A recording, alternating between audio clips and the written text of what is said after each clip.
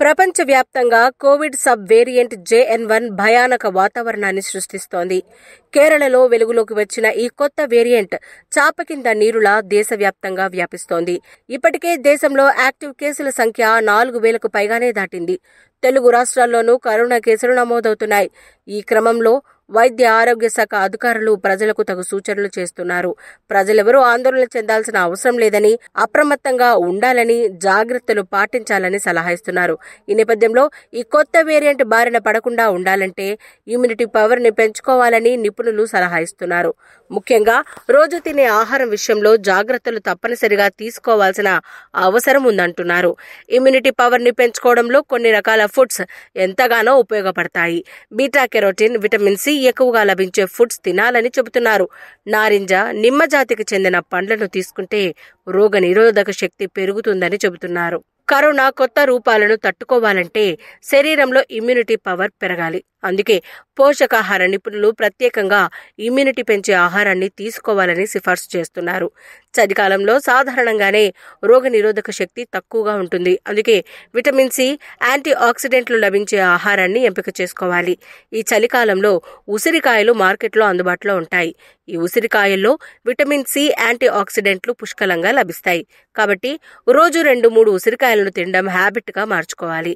ఇవి తినలేకపోయినా ఉసిరి పొడులను కూడా ఇమ్యూనిటీ పవర్ పెంచుకోవడానికి తీసుకోవచ్చు. ఈ సీజన్లో చిలకడ దుంపలు కూడా దొరుకుతాయి. కాబట్టి రోజుకొక దుంప ఉడకబెట్టుకుని తినొచ్చు. పిల్లలకు కూడా దీనిని తినిపిస్తే వ్యాధి నిరోధక శక్తి పెరుగుతుంది. గుమ్మడికాయలు కూడా ఇమ్యూనిటీ పవర్ ను పెంచుతాయి. అయితే దీనిని కూర చేసుకుని తినడానికి ఎవరు పెద్దగా ఇష్టపడరు. అలా తినలేని వారు ప్రతిరోజు గుప్పెడు గుమ్మడి గింజలను తిన్నా బోలెడన్ని లాభాలు ఉన్నాయి. వీటి ధరలు కూడా ఎక్కువగా ఉండవు కాబట్టి అన్ని తరగతుల వారు తినొచ్చు. ఇక దానిమ్మ, నారింజ వంటి పండ్లను ప్రతిరోజు తీసుకోవాలి. వీటితో పాటే బాదం పప్పులు, పిస్తా, వాల్నట్స్ ను రోజుకొక గుప్పడి చొప్పున తినాలి. ఆయుర్వేదం ప్రకారం పాలల్లో అశ్వగంధ పొడిని వేసుకుని తాగినా కూడా రోగ నిరోధక శక్తి పెరుగుతుంది. ఇక వీటితో పాటే మునగాకు, మునక్కాడలను మీ డైట్ లో భాగం చేసుకోవాలి. వండే వంటల్లో పసుపు వినియోగాన్ని పెంచాలి. అలాగని మరీ ఎక్కువ చేస్తే వేడి చేసి స్టమక్ పెయిన్ వచ్చే అవకాశం కూడా ఉంది.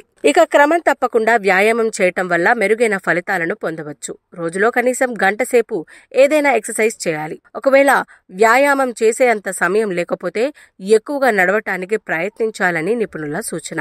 కరోనా కొత్త వేరియంట్ కు దూరంగా ఉండాలన్నా, రోగ నిరోధక శక్తి పెరగాలన్నా శరీరం హైడ్రేట్ గా ఉండాలి. అందుకే బాడీకి అవసరమైనంత నీటిని అందించాలి. శరీరం నిత్యం హైడ్రేట్ గా ఉంటే ప్రమాదకరమైన టాక్సిన్స్ ను తగ్గించడంలో పనిచేస్తుంది. ప్రతిరోజు కనీసం 7-8 గ్లాసులు నీరైనా తాగాలి. ఇక ఇమ్యూనిటీ పవర్ పెరగడంలో నిద్రది కీలక పాత్ర. సరిపడా నిద్ర ఉంటేనే ఆరోగ్యం మన చేతిలో ఉంటుంది. రోజులో కనీసం 7-8 గంటలైనా నిద్రపోవాలి. నిద్రలేమితో బాధపడే వారి రోగ నిరోధక వ్యవస్థపై ప్రతికూల ప్రభావం ఉంటుందని నిపుణులు చెబుతున్నారు. శారీరక ఆరోగ్యంతో పాటు మానసిక ఆరోగ్యాన్ని కూడా కాపాడుకోవాలని, వీలైనంత వరకు స్ట్రెస్ కు దూరంగా ఉండాలని చెబుతున్నారు. మెడిటేషన్, యోగా, ధ్యానం వంటి వాటిని అలవాటు చేసుకోవాలి. మానసికంగా ఆరోగ్యంగా ఉంటే ఇమ్యూనిటీ పవర్ కూడా పెరుగుతుందని నిపుణులు చెబుతున్నారు.